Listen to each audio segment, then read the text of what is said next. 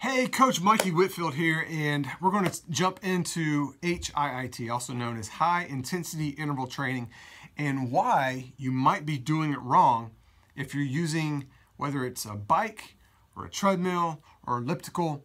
I'm going to go over all three of those and how the principles should be the same no matter which one of those pieces of equipment that you use for your intervals. Now, personally, I prefer finishers, but that's a story for another day. So typically what you end up doing when you do interval training is, let's just use the treadmill for example, okay?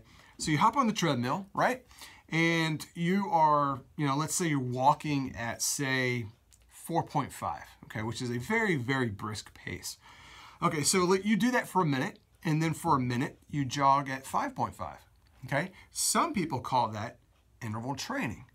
The truth is that it's just simply going from walking at a brisk pace to a very easy jog.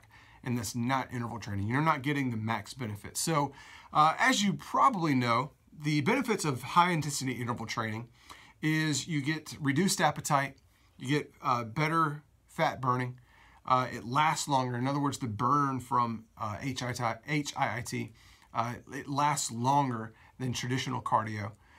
It takes less time than traditional cardio. So it's a good use of your time. In other words, if you're investing, let's say 10 to 12 minutes of interval training, you are going to get better results with that than you would 30 to 45 minutes of just doing regular cardio.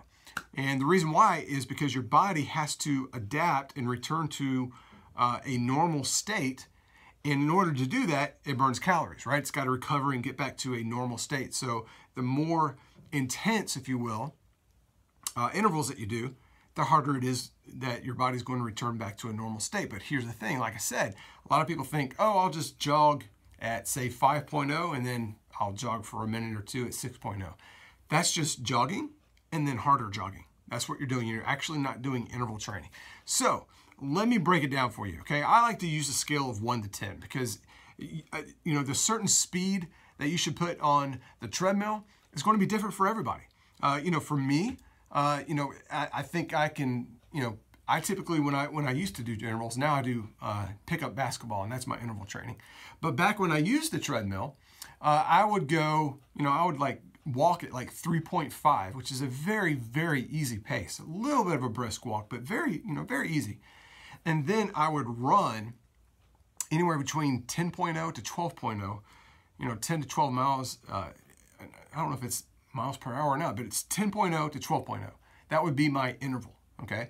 Now, that depends on how long. It could be as little as 20 seconds. It could be, 30 seconds, 40 seconds. Now, I've even done, 2 minutes of intervals and then 2 minutes of recovery. But the different types and all that, we'll get into later. But let's break it down as far as what the difference is between jogging and harder jogging and then doing actual intervals. So, on a scale of 1 to 10, 1 is you're almost standing still, okay? That would be a 1 on a scale of 1 to 10.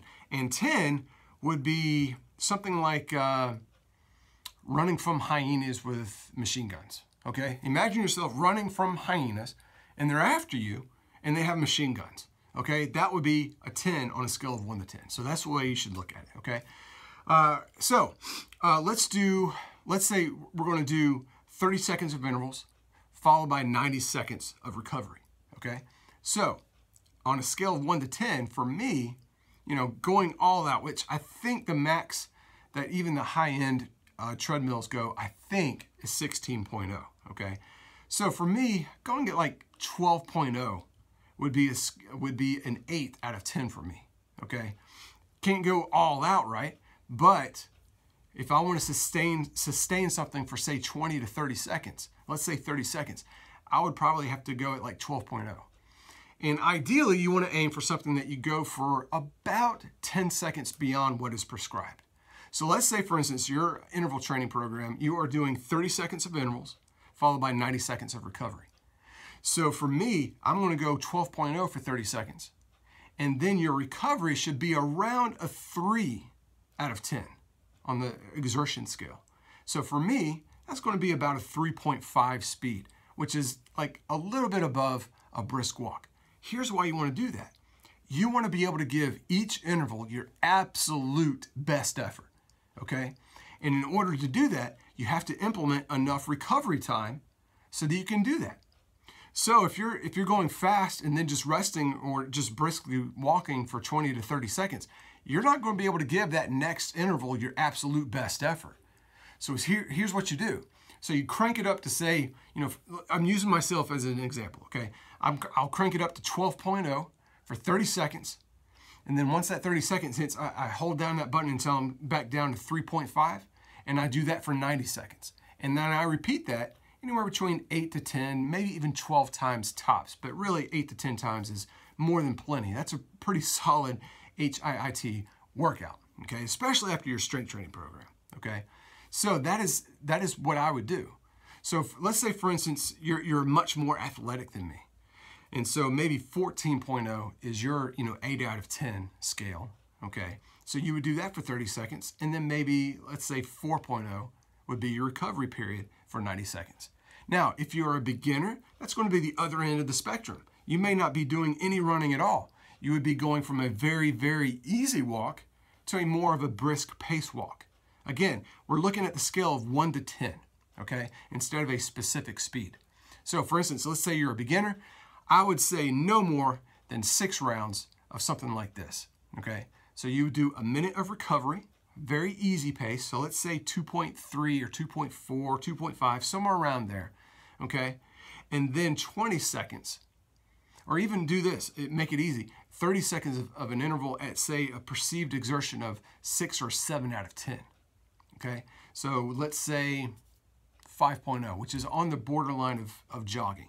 Just depends on what your perceived exertion is on a scale of 1 to 10. Only you know that, okay? So that's when you really start, the more often you start doing these intervals, the more you're going to be in tune with your body, knowing what a 1 is for you, or what a 3 is for you, and what an 8 is for you, okay? So again, use the perceived exertion scale of 1 to 10. So again, 30 seconds, you want to be, do your interval. You're going to look at for around an 8. I'd say at the most a 9 out of 10, okay? And then 90 seconds of recovery, a scale of, on a scale of 1 to 10, you want to aim for like a 3 out of 10, okay? So that gives you an idea of how to do it on a treadmill. And I'll also add this, okay? To increase the difficulty on a treadmill, increase the speed, okay? If you want to also increase the difficulty by raising the incline, don't go any higher than 2.0. Here's why. Because that's going to lead to really tight calves, and that's going to start straining your calves, and that's just unnecessary. So if you want to, you can certainly bump up the speed a little bit and then also bump up the resistance or the incline, okay? So that's one way to do it. Or you can just do all-out speed. That's what I like to do, okay? So that is how you do intervals correctly. That is going from, you want to go from one extreme to the other. See, before, if you were jogging, let's say at 5.0, and then you jog at 6.0 and calling that intervals, that's not really interval training, right? You have to, the two need to be completely separate or completely different. There should be a vast difference between your recovery and between your interval, okay? So again, 3.0 recovery, and then 8 to 9 out of 10 on your intervals, okay? Another thing that you could do, what I like to do, is 2 minutes of recovery, okay, which is a 3 out of 10 on exertion, and then 1 minute of intervals, but you cut back on the intensity a little bit. You want to go down to like maybe a 7 instead of an 8 or a 9 out of 10. And you do that for a minute, and you just repeat that like 4 or 5, maybe even 6 times. Okay, so that's another example. But again, your recovery should be vastly different than your intervals. So you really want to, that's how your intervals should look instead of like this.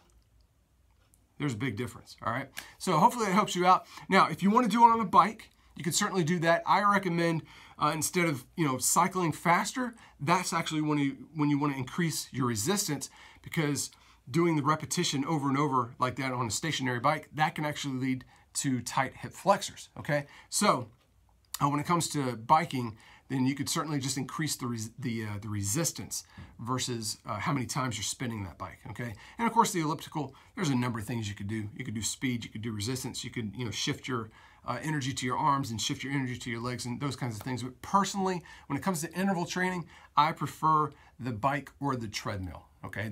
I don't even remember a time that I ever prescribed the elliptical being the machine to use for intervals. I prefer the treadmill or the bike. But again, that's the big difference. The take-home message is that your recovery should be vastly different than your intervals, okay? And that's how you do intervals correctly. So let me know how it goes when you change that out. By all means, if you want more videos like this, make sure you hit the like button. And of course, subscribe to my channel. That's going to give you a heads up whenever I post a new video, especially content rich like this. And of course, by all means, definitely check out the description. I'm going to take you to a link that's going to give you a free 5-day challenge. You definitely want to check that out. Comes with an app, tells you exactly rep by rep, even if you don't have equipment, and comes with a daily devotion. So I think you'll love it. Check it out. It's in the link in the description, and I will talk to you next time. Have a great day.